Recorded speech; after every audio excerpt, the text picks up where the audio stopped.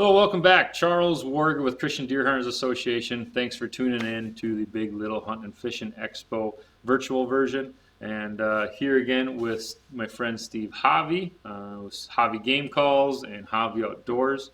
And he donated a wonderful, beautiful pot call. And hopefully you guys are getting your bids in for that. So hopefully you can take that home.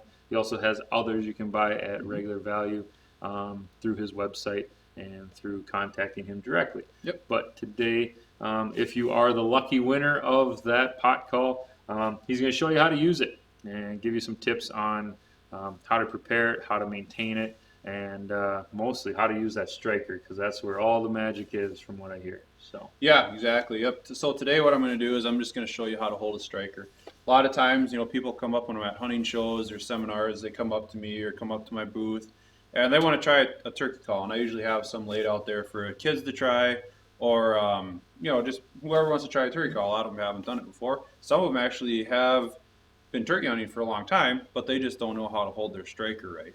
And strikers are just as important as the pot call. I mean, every call that I turn, I make it, the dimensions inside are the same for each different type of surface and stuff. It's like a musical instrument, but with the striker, the woods matter, the weight matters. There's so much that matters. The grip matters, and that's what I'm going to be talking about today. All right, so the first thing you want to know about these strikers is the angle that you put them on the pot call.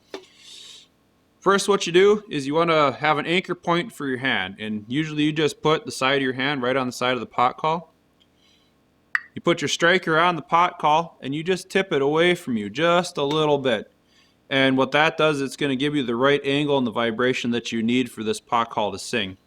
One other thing to note on a pot call, you always got a sweet spot on here. Usually that's about 3/4 of the way to the outside of the call. You can kind of see where my sweet spot is right here. So where you grip the striker, you want to grip that striker like right in the middle. You see where my thumb is? I got my thumb like right in the middle of that striker. My middle finger is supporting the bottom, and then my pointer finger up at the top here, that just kind of gives me like a little bit of pressure, changes the pressure on the call or the striker a little bit. So what you do, put that striker on the call, tilt it away from you a little bit, and you're just making like J's. That makes a yelp. You just make like a J shape on the call. That'll make your yelp for you.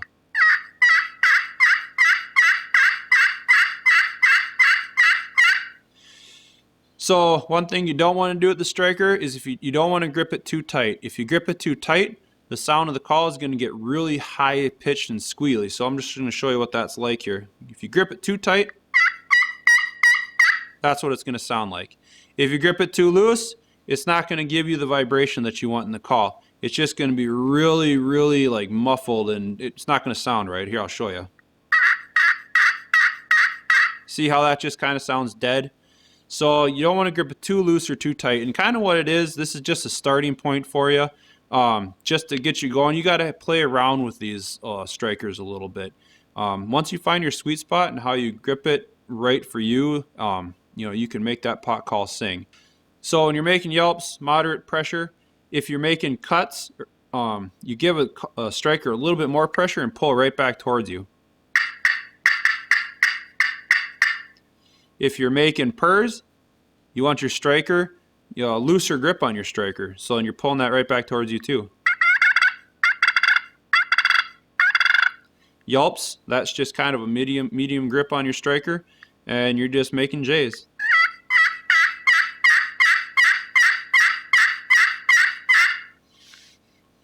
all right, thanks Steve for the tips for that pot call and how to use it. Thank you for the donation to the Christian Deer Hunters Association.